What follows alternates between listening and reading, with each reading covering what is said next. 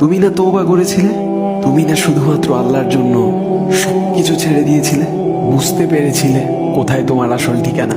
ভুলে গেছ? আবার কোন পাপ তোমায় গ্রাস করে নিল? তুমি তো সেই যে নিজের পাপের প্রতি অনুতপ্ত হয়ে সিজদায় পড়ে অঝরে কেঁদেছিলে। তাহলে আবার কেন দুনিয়ার ধোঁকায় পড়ে গেলে? কেন ভুলে গেলে কোথায় তোমার আসল গন্তব্য? তুমি কি হার মেনে নিয়েছো নফসের কাছে? তুমি এত দুর্বল? ভুলে গেছো তুমি কার বান্দা? কে তোমার রব?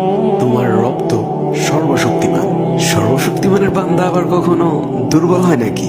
মৃত্যু পর্যন্ত লড়ে যাও তুমি। শয়তানকে দেখিয়ে দাও তোমার ইমানের পাওয়ার।